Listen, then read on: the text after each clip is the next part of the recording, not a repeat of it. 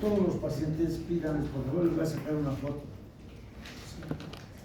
Tienen que hacer, pidan permiso de una foto, de un signo, de un síntoma, y vayan archivando sus fotografías en un DVD, o si no, saquen la foto y péguenlos en un libro, en un cuaderno. Es que todo eso tienen que hacer jóvenes, ¿no? Todo eso.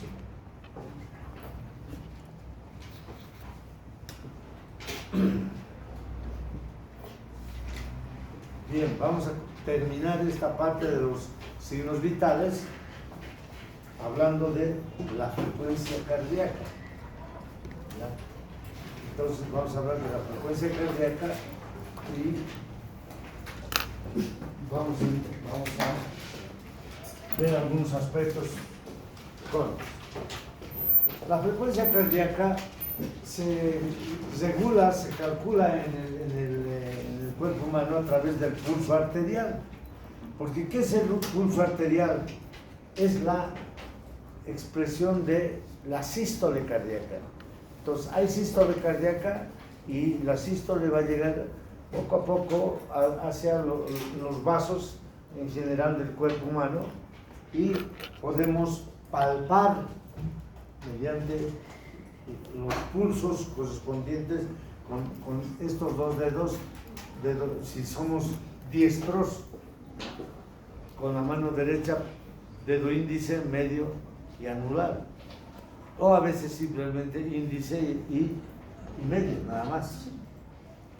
Entonces, ¿cuál es la definición? Como dice, es la ondulación periódica que recorre perdiendo intensidad corriente hacia abajo en las arterias debido a la expulsión ventricular de sangre. ¿Ven? Es la expulsión ventricular, es la sístole ventricular la que va a producir el pulso arterial. Esa es la definición. ¿Qué recomendaciones para tomar el pulso? Utilizar los dedos índice, medio y anular. ¿Por qué? A ver, ¿quién me puede decir por qué se utilizan estos dos, tres dedos? Porque, a ver, si ustedes se recuerdan,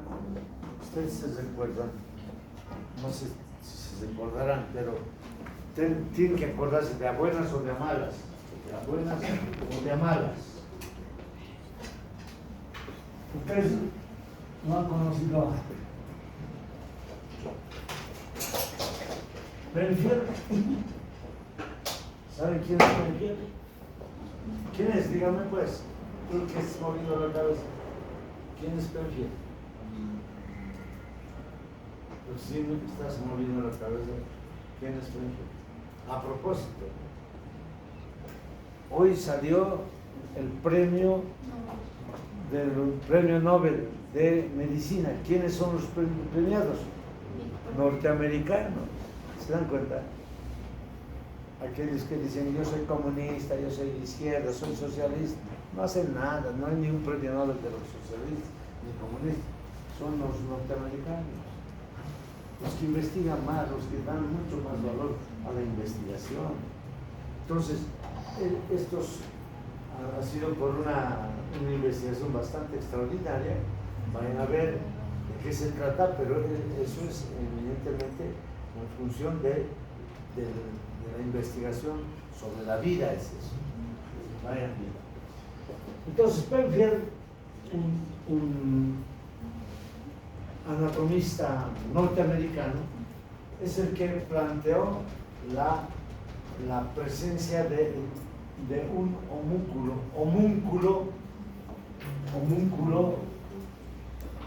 homúnculo, así se llama, sensitivo.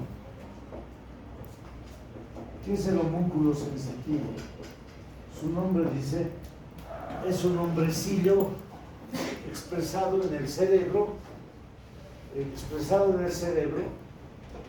a nivel del área sensitiva del cerebro. ¿Cuál es el área sensitiva del cerebro? ¿Quién me puede decir? ¿Cuál es el área sensitiva del cerebro? El área sensitiva primaria es 3 unidos de Brodmann. ¿Dónde se encuentra? En la cisura En la circunvolución post-central por detrás de la cesura de Exacto. Exacto. Áreas, esta es la homúnculo sensitivo, está áreas 3, 1 y 2 de Brodmann en la circunvolución post-central o circunvolución post-rolándica o circunvolución sensitiva solamente. Ahí en esa región se expresa las áreas más importantes, ¿no? Y las menos importantes sensitivas, donde la mano está ahí expresada, la mano y la lengua son los lugares más sensibles del cuerpo humano. La lengua ustedes pueden captar, hasta un pelito podemos captar en la lengua, y la mano, principalmente los 3 dedos, son los que captan la sensibilidad, alta sensibilidad. O sea, ¿qué tipo de sensibilidad? Sensibilidad, el tacto, ¿qué tipo de tacto? Epicrítico o fino, eso es. Y el resto del cuerpo no tiene pues tacto, no capta el tacto epicrítico, sino es protopátrico, es grosero. Entonces, aquí dice utilizar los dedos índice, medio y anular. Por esto, porque vamos a hacer conciencia en esta área, el homúnculo sensitivo. Por eso debemos utilizar estos dedos, ¿ya? Porque eso usted tiene que saber, pues, ¿por qué usamos estos dedos? Por eso, justamente ahora, ¿cómo llega hasta el cerebro? Vean ustedes, aquí está inervado, estos 3 dedos están inervados por el medio mediano. El medio mediano nace del tronco anterior externo y anterior interno del plexo braquial, es decir, C4, C5, C6, C7, C8 y D1 o T1, torácico. Entonces, de ahí se dirige a la médula espinal y de ahí por la vía sensitiva hasta el cerebro, ¿de acuerdo? Así es, todavía más detalles hay. Entonces, por eso se debe utilizar estos dedos. No ejercer una presión excesiva, claro, simplemente es comprimir levemente el área donde se encuentran los pulsos. Ya les he explicado los pulsos. Ustedes tienen que saber dónde se toma el pulso. Digamos, dicen ustedes, en la arteria humeral. ¿Dónde se toma la arteria humeral? Tienen que saber. Eso les he explicado yo. En el canal bicipital interno terciodistal del brazo. Así es. Ya.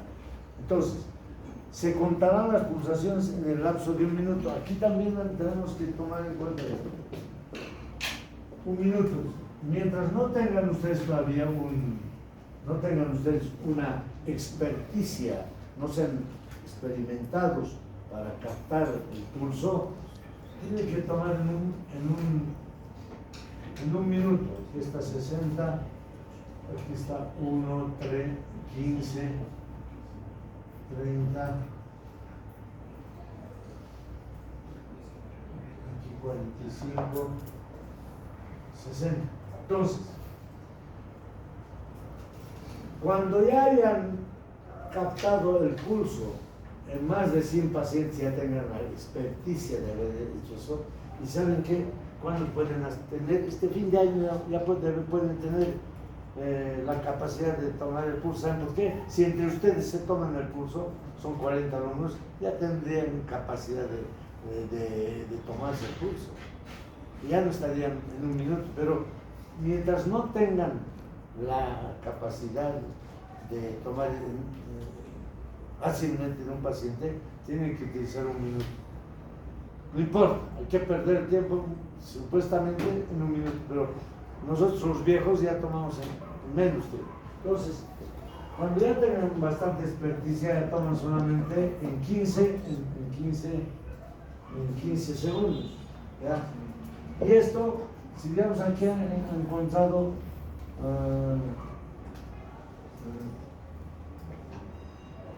17 latidos por minuto, 17 por 4 multiplican 28 más 2, 24, 5, 6, 68.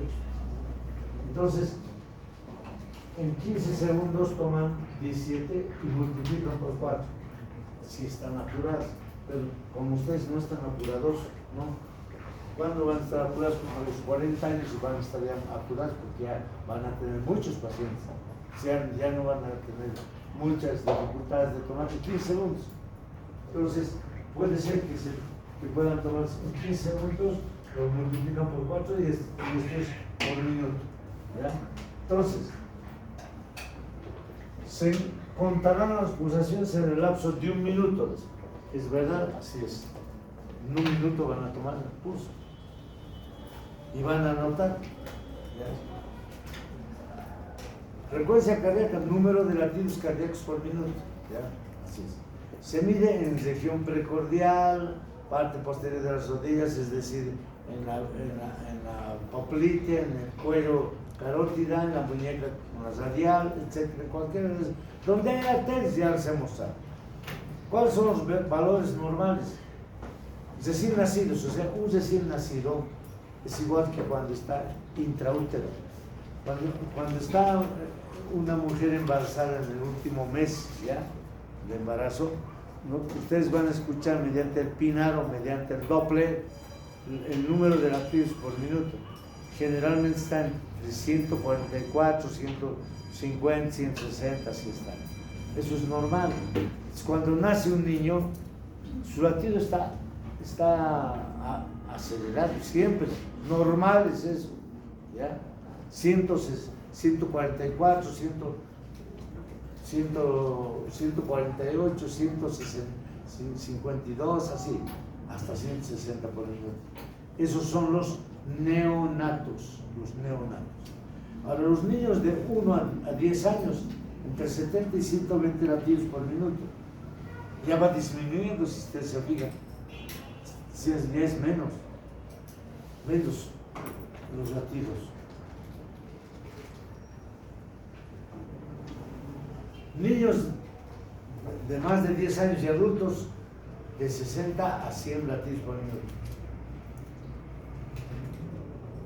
Nosotros que estamos en reposo, adultos ya somos, si nosotros nos tomamos el pulso en este momento, y espero que entre ustedes hagan eso, ¿no?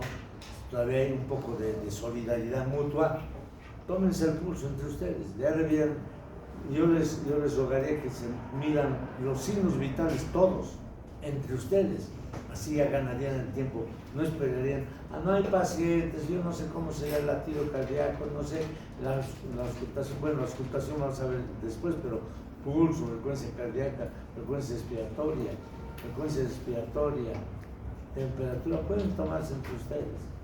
Entonces, si estamos en reposo, generalmente está entre 60 a 70 por minuto, así es. Si yo les digo en este momento, a ver, vamos hasta la terraza corriendo y volvemos corriendo y otra vez se toman, por el esfuerzo ha aumentado la frecuencia cardíaca. Generalmente van a estar entre 100 y 120, así va a ser. O sea, a eso se llama taquicardia. ¿Por qué? Por el esfuerzo. Normalmente el reposo entre 60 y 70 por minuto. Así es. Los atletas bien entrenados 40 a 60. ¿Por qué? ¿Por qué es menor de los atletas? Porque el atleta está preparado físicamente para oxigenarse con más capacidad.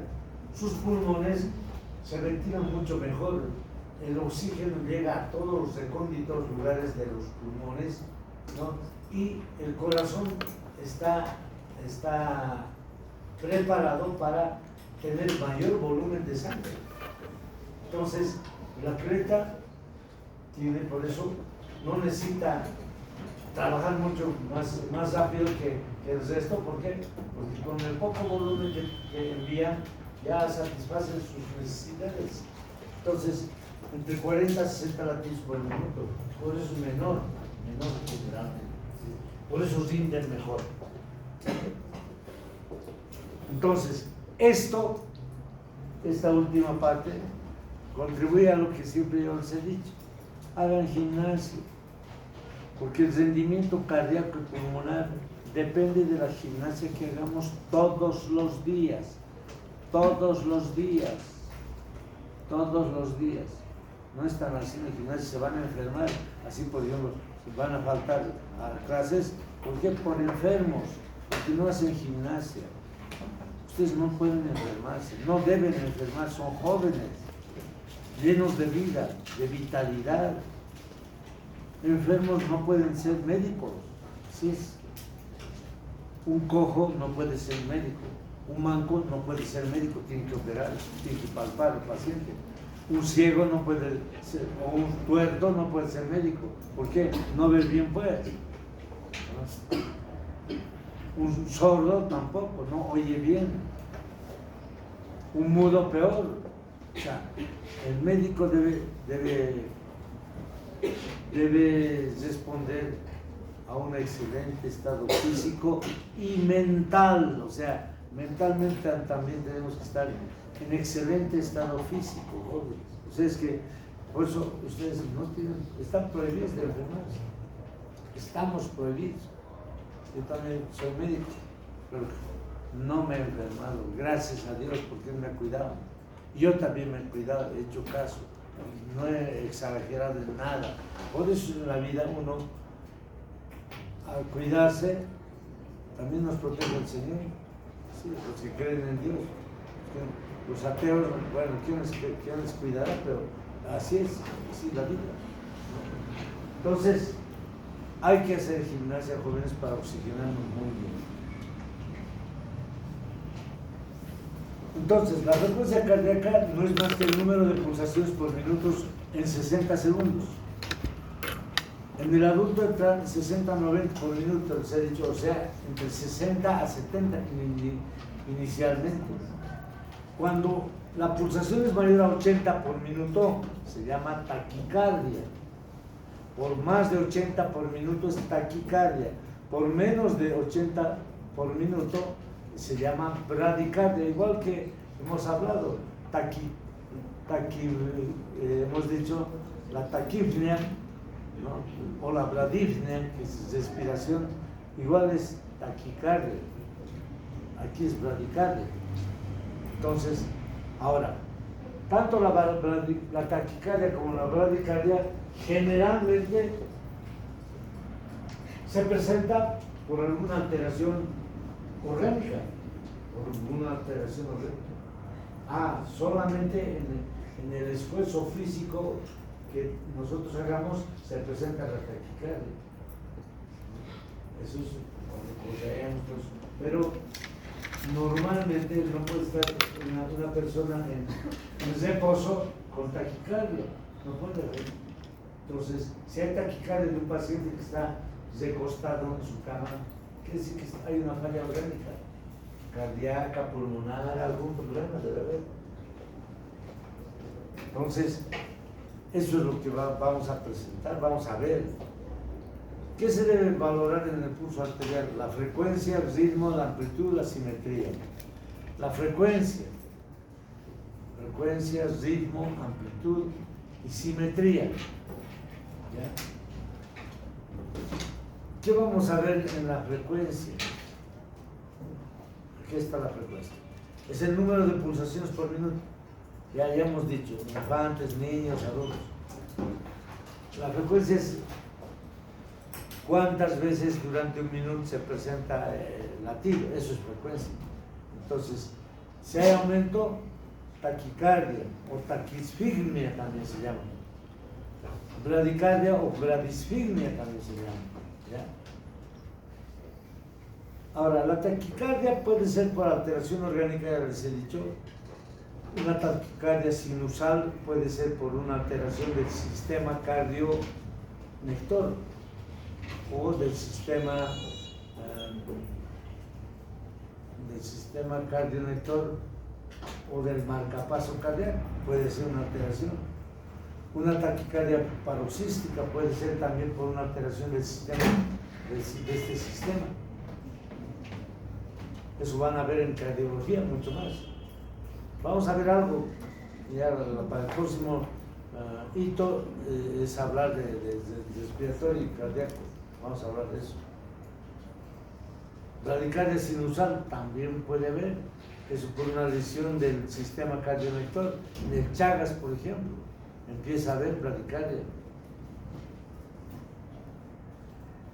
Ahora, la amplitud puede ser en forma normal un pulso saltón, estados hipercinéticos. Por ejemplo, el paciente con hipertiroidismo o con la enfermedad de Graves-Basedow, ¿no?, que ustedes van a ver, son enfermedades que pueden producir un pulso saltón, que eso parece normal.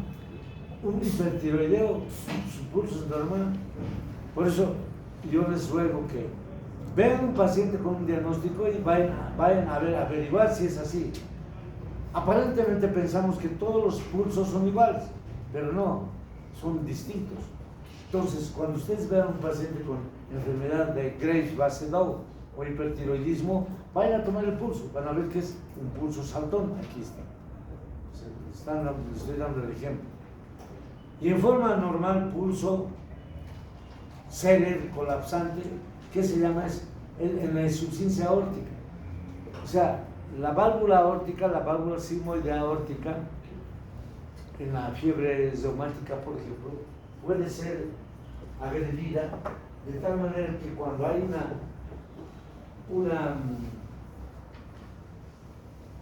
una sístole, se abre la arteria, pero porque las válvulas no están bien, no se cierran rápidamente, entonces hay un reflujo de la sangre, hay un reflujo, entonces hay un pequeño soplo, hay un soplo aórtico, ¿sí?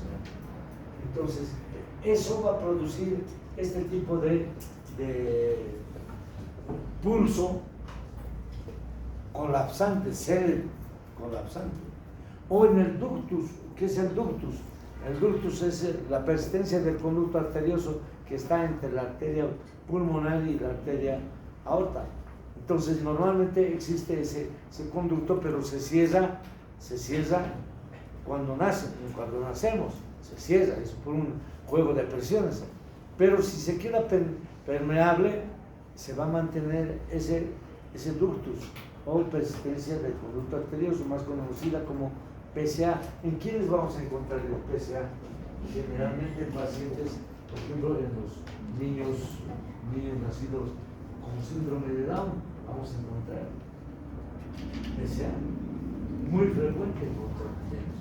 Entonces, este sonido vamos a escuchar, un sonido en maquinaria se llama, ¿no? Es un sonido así. Ese sonido que escuchamos en el corazón, en el pulso vamos a sentir ese tipo de pulso colapsante, célebre se llama. Ahora, ¿cuándo está disminuida la amplitud? En forma normal se llama pulso parvus, que quiere decir pulso corto, chico quiere decir. Esto se presenta en el infarto, un paciente con infarto, ¿no?, infarto del miocardio por presencia de un coágulo en las arterias coronarias o por una ruptura. Puede ser por isquemia o por ruptura. Y en la estenosis mitral, es la disminución del calibre de la válvula mitral en el corazón, que vamos a hablar cuando estemos en corazón. Y en forma normal el pulso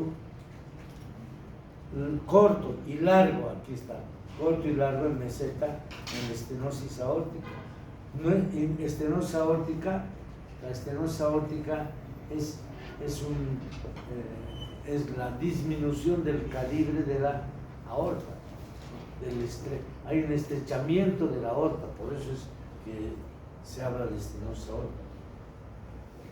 El pulso biferens o doble onda en la estenosis e insuficiencia aórtica, en la aorta, se escucha eso. Pulso dícroto, doble onda en la fiebre tifoidea. La fiebre tifoidea es debido a hablar, o se van a hablar, la fiebre tifoidea se presenta en estas épocas de fin de año, por los alimentos, ¿no?, por la contaminación de alimentos. fiebre tifoidea. Son infecciones gastrointestinales, ¿no?, que atacan generalmente a la parte terminal del intestino delgado, ahí van a atacar. Y es una fiebre que va a haber, una fiebre, por su nombre indica fiebre. Entonces, en estos casos también va a presentar esta doble onda.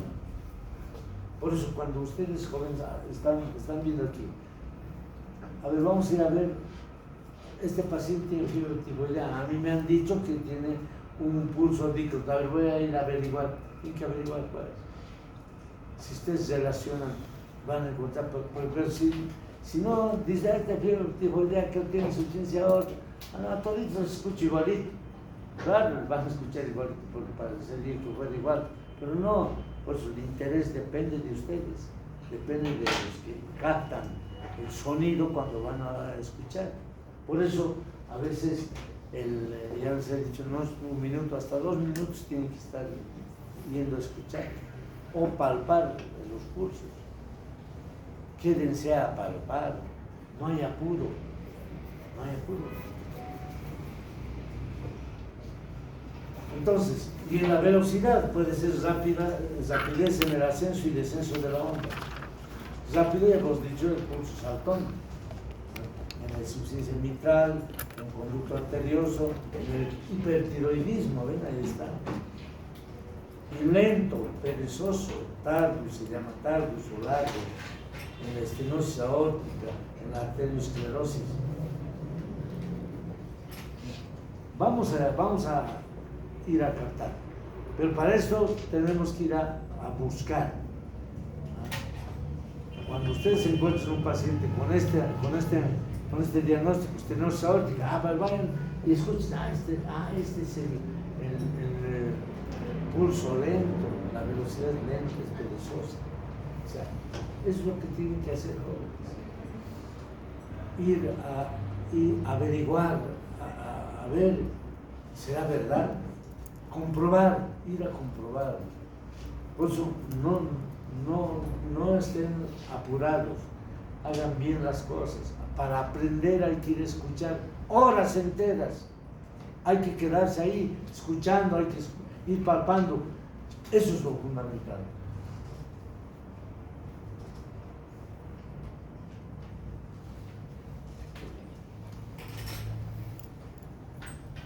Y otra cosa más, aquí por ejemplo dice esto, ya hemos visto frecuencia, amplitud, simetría. Hay que ir a ver en el lado derecho cómo es como en el lado izquierdo, ¿no? Hay una enfermedad que se llama coartación de la aorta. En ese caso, el pulso del lado derecho es distinto al del izquierdo, no es igual. Porque alguien les va a decir seguramente el cardiólogo, así, han palpado en los 2 lados. Otra cosa es palpar en los miembros superiores y en los pies también. A un cardíaco hay que palpar los miembros superiores y los inferiores, así es. En un paciente diabético tenemos que palpar los miembros superiores, simetría de los miembros superiores y los miembros inferiores. ¿Por qué? Por ejemplo, ustedes conocen, tal vez o no conocen, pero ya están enterándose, hay el llamado pie diabético. Entonces, en el pie, ¿qué es el pie diabético? ¿Por qué tienen que ir a amputar el miembro inferior de un diabético? Porque la sangre no está llegando bien. Se produce una inflamación de los vasos capilares, es una capilaritis. Una capilaritis. Y entonces esa capilaritis hace que no haya buen riego sanguíneo en el miembro inferior. Y entonces pasa primero por una úlcera o unas 2 úlceras que no se pueden curar porque no llega buena cantidad de sangre a los miembros inferiores. Entonces esa capilaritis va a producir una hipoxia, una isquemia, un infarto, en fin, hasta la putrefacción. Entonces hay que amputar. Por eso es que hay que saber palpar, hay que ir a palpar simétricamente derecho, izquierdo, superiores e inferiores. Hagan eso, jóvenes. No digan, no sabía pues que era eso, no sabía, ahora les estoy avisando, ¿no? Hay que ir a palpar simétricamente inclusive. Eso es importante, eso nos va a liberar de nuestra responsabilidad, porque palpado tanto miembros superiores derecho y izquierdo están similares, miembros superiores e inferiores similares. Perfecto. ¿No? Así es. Entonces, este es un aspecto importante también que hay que tomar en cuenta. Entonces, este es el resumen. Pulsos arteriales, pulso, valvus y talvus en la estenosis aórtica. Ahí están las imágenes. Ven ustedes cómo se puede observar, ¿no? Un pulso lento y largo. En el shock, pulso filiforme. Aquí es una cosa bien importante. ¿Qué es el shock? Han llevado ustedes en anatomía patológica, ¿no? El shock. ¿Quién sabe? ¿Quién define el shock? ¿Qué es el shock? Ya les he dicho, hemos tenido un gran profesor inglés, Hamilton Valley, ¿no? Hamilton Valley. Ese profesor maravilloso, en su texto de técnica quirúrgica, ha definido el shock. Y yo les voy a comentar y anótense. El paciente en shock vive su muerte. Ya, con eso ya es suficiente. Vive su muerte. ¿Qué quiere decir eso? A ver, ustedes han visto en películas, eventos, ¿no? Le meten una bala o un puñal a una persona y lo que está tirando en el suelo le dice: vas a cuidar a mis perros, a mis gatos, le vas a avisar a la Carlita, al Carlitos, ¿no? Vas a cuidar de mis cosas, todo eso. Bueno, se muere, ¿o no? Así se muere, ¿no? Sí. Pero estaba hablando. Ese paciente ha tenido una hemorragia y ha ido perdiendo la sangre hasta que ha hecho paro cardíaco. Ese es el shock. En el shock, el paciente vive su muerte porque está despierto. Mientras que en el coma está inconsciente y no vive su muerte. En el coma un paciente no sabe si vive o muere, o está muerto, o está muriéndose, no sabe. O sea, hay inconsciencia desde el primer momento, eso es coma. O sea, no se confundan nunca coma con shock. No van a decir, este está en coma y este en shock. No, el que está en shock está despierto, vive su muerte, pues es verdad, es lo que dice Hamilton Valley. No se olviden de eso. Entonces, ¿qué van a encontrar en un paciente que está en shock? Un pulso filiforme, así. O sea, palpan y es bien tenue, está así, tenue. ¿Por qué? Puede ser que sea, el shock no solamente por pérdida de sangre, no es solamente un shock hipovolémico, sino el shock puede ser séptico también, por fiebre, pues está ardiendo ese paciente, hay una diseminación de la infección, está en shock séptico, se está muriendo. Entonces igual el pulso es así, ¿no? Entonces, esto no se olvida. Pulso filiforme en shock. Pulso cerebro-costigón, ya hemos dicho, insuficiencia aórtica. Pulso bisferiens, doble lesión aórtica. Pulso alternante, cardiomiopatía dilatada.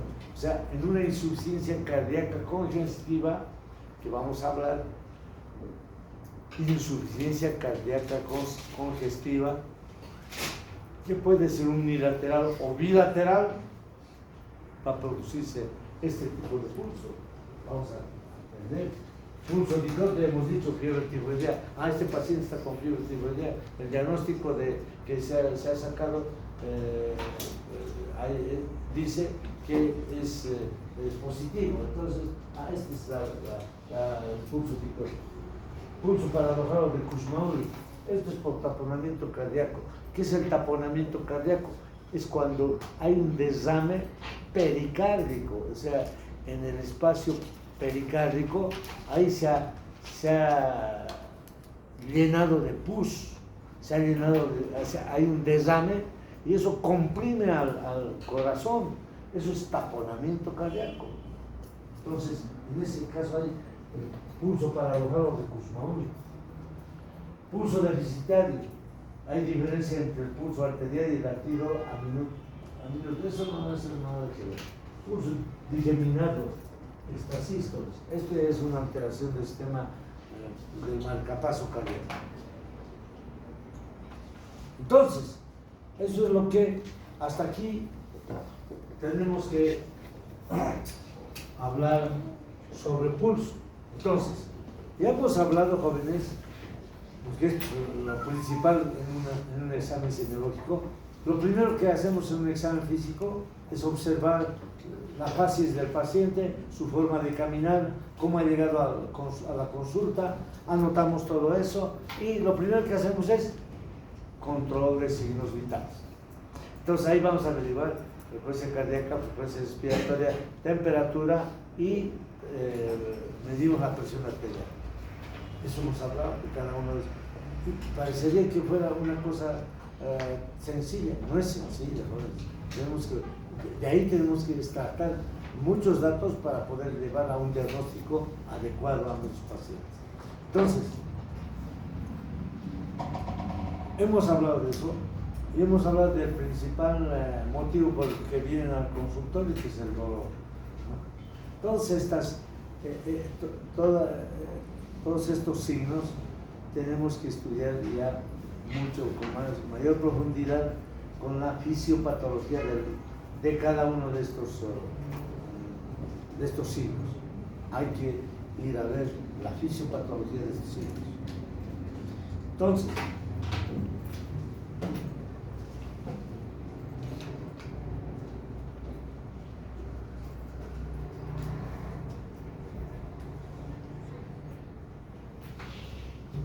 ahora, el próximo miércoles 16 va a ser el examen. Entonces, vamos a hacer un repaso, hayan viendo, espero que hayan hecho, de todos los signos, porque vamos a recordar todo lo que hemos avanzado, y voy a preguntarles, voy a diciéndoles.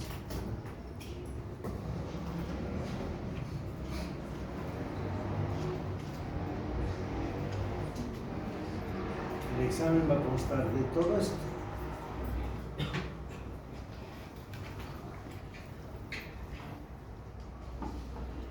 Esto, hemos hablado de dolor, tipos de dolor, ¿no? Aunque no vamos a hacer mucho énfasis en esto, sino voy a pedirles todo lo que hemos hablado de dolor, ¿no? Todos estos signos que hemos hablado en los ojos. Amaurosis, astigmatismo, presbicia, diplopía, discromatopsia, epífrase, todo esto les he dado esto para que averigüen, porque voy a preguntar a qué se debe cada uno de estos. Nariz, todo esto, todos estos signos también, recordarles que ya deberían saber, ¿no? A qué se debe. Por ejemplo, epistaxis, por ejemplo. ¿Qué es la epistaxis? A ver, una preguntita. ¿Qué es la epistaxis? Esto vamos a pasar miércoles también. ¿Qué es epistaxis? Sangrado de la nariz. ¿A qué se debe? ¿Ruptura de qué es? ¿Quién sabe? Ruptura de arterias. ¿Por qué arterias? Hay que saber pues. ¿Qué arterias? ¿Hay ruptura de qué arterias? ¿De qué plexo?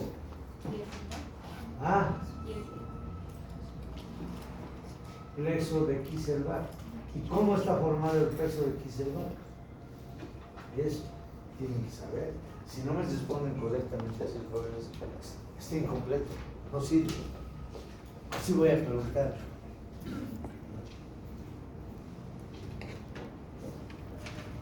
¿Qué es la anosmia?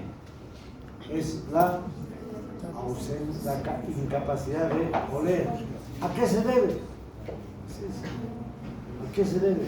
Hay múltiples causas, pero una de las primeras causas, ¿cuál es? Que en nosotros que se pierde rápidamente, no es una enfermedad. Bueno, puede ser una enfermedad. Una sencilla rinitis o una lesión de la mucosa nasal, de la captación de los olores a nivel de las células de Schultz. Eso. O sea, tienen que explicar de esa manera, porque si no, no sirve. Estoy diciendo desde ahora. Igual aquí, palpitaciones, dolor precordial, esto vamos a hablar mucho más la próxima, pero ya deben saber, por ejemplo, qué es el pequeño esfuerzo, qué es mediano esfuerzo, qué es la tos, qué es la disfonía. Mínimo tienen que saber de qué se trata. Sistema gastrointestinal. Estos también, después, bueno, no, creo que no vamos a abordar este semestre. El próximo semestre será en abdomen, pelvis, sistema nervioso central, pero ahora por lo menos tiene que saber pues qué es la cialosea. ¿Qué es la cialosea? ¿Qué es la cialosea? Aumento o exceso de producción de saliva. ¿Y a qué se debe? ¿A qué se debe eso? La ageusia. Ageusia. ¿Qué es la ageusia? ¿Qué es la ageusia? Pérdida de la sensibilidad del gusto. ¿A qué se debe? Eso tienen que saber. ¿A qué se debe? Pero una cosa es la ageusia en los dos tercios anteriores de la lengua y otros en el tercio posterior de la lengua. ¿Sí? Entonces, por favor, en estos días ya han debido estudiar, pero me parece que no han leído nada, se van a pasar. Y yo les estoy dando ya las preguntas, pero aquí están las preguntas. Si no averiguan nada, jóvenes, se van a aplazar. Y yo no les voy a... yo no voy a mover un dedo si no leen. Está aquí el diagnóstico. ¿Y esto cuándo se les ha dado? Por lo menos pienso yo que en primer y segundo semestre, por lo menos yo en primer y segundo semestre les he explicado todo esto. Pero, lamentablemente no han pasado conmigo muchos, pero su docente les ha debido dar el título por lo menos. Pirosis. Claro, hay que aclarar qué es pirosis, ¿no? ¿A qué se debe la pirosis? Náuseas. ¿Qué será la náusea? No, definición, y ya averiguar todo. Eso tiene que ser, pues, esa es la parte que les corresponde. Averiguar correctamente cuáles son las causas de cada uno de estos. ¿Qué es la hematemesis? A ver, ¿quién sabe? Hematemesis. ¿Vómito de qué? De sangre. ¿A qué se debe? Pero hemorragia ¿de dónde? ¿Pero de dónde? Digestiva. ¿De dónde? ¿De qué parte? Digestiva. Del esófago o del estómago. ¿Pero a qué se debe? Úlcera gástrica, correcto. O, si no hay eso, ¿cuál es la otra causa? Que puede ser, es más, yo lo sé, hay una hemorragia cataclísmica. ¿Saben qué es cataclismo? Cataclismo, ¿saben qué es? Yo he visto dos pacientes que yo tenía ahí, se han muerto en mis ojos, ahí. Porque han empezado a vomitar, sangre, han chupado el careto y se han muerto. Ya no había nada que hacer. Eso es cataclísmica. ¿Qué es el cataclismo? Cataclismo es cuando sucede, bueno, aquí en Bolivia nunca ha sucedido eso, pero en Centroamérica o en Europa, por Tailandia, por ahí ha aparecido, hay cataclismos, o sea, es una erupción de un volcán, tsunami inmediatamente, hay terremoto, todo eso es su cataclismo. Cataclismo es todo eso, destrucción de la naturaleza. Entonces, ese término está en Hamilton Bailey, que es un extraordinario, él es el que le ha puesto ese nombre, es un hematemesis cataclísmica. ¿Qué quiere decir entonces cuando ustedes encuentren ese término? Es una hematemesis cataclísmica, quiere decir que ese paciente tiene todo para morir, así es, ya se va a morir, eso quiere decir. Entonces, tienen que saber por eso. Puede haber, además fuera puede haber una ruptura de las varices esofágicas, ¿no? Y se muere. Una gastritis aguda hemorrágica, unas úlceras pépticas, úlcera gástrica y úlcera duodenal, entonces eso va a producir gran hematemesis y se muere. O en cáncer de estómago, cáncer hemorrágico a nivel del antro pilórico, también va a haber una hemorragia cataclísmica. Y ustedes no van a saber cómo anotar, ¿no? Van a ver un paciente, ha llegado al consultorio y ha empezado a vomitar y se ha muerto. ¿Qué es el absceso, no?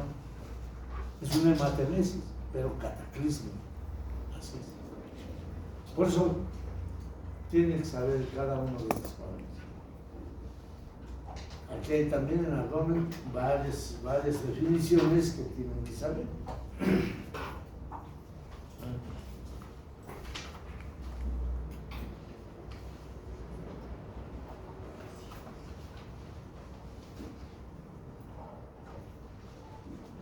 Entonces, definición de diarrea tienen que saber. ¿A qué se deben las diarreas? Tienen que saber. Bueno, entonces, jóvenes, todo esto vayan a leer, pues, por favor, esta parte. ¿Qué más tienen que ir a leer? O sea, para el próximo miércoles vamos a hacer un repaso, como les digo, ojalá ya vengan sabiendo, para que después yo en el examen ya todos se saquen 100, pero sé que no van a llegar a hacer eso, porque se faltan, no vienen.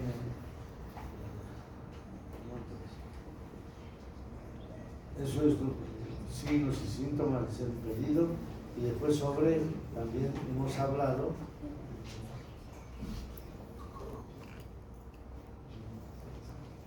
que por esto también tienen que saber. Descripción de la cara, tienen que saber pues todas las partes de la cara, hemos hablado. Todas las partes de la cara, lesión,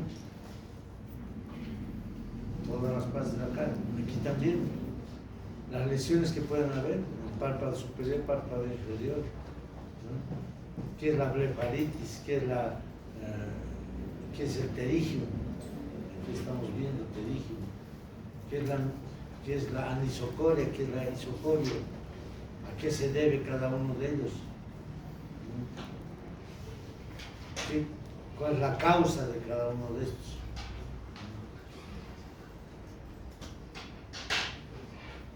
Miosis, miliasis, técnica de exploración del fondo de ojo también. Espero que ya tengan pantoscopio, hayan hecho un esfuerzo para que ya tengan, ya deben estar. Los que están yendo al hospital, ¿quién está yendo al hospital? Ustedes ya tienen pantoscopio para ir al hospital, ¿no? Si no, están perdiendo su tiempo, papitos. Están yendo a perder su tiempo porque seguramente les dicen, a ver, examine a este paciente. ¿Qué van a estar examinando, mirándoles? Observación nada más. No puedes, a ver, por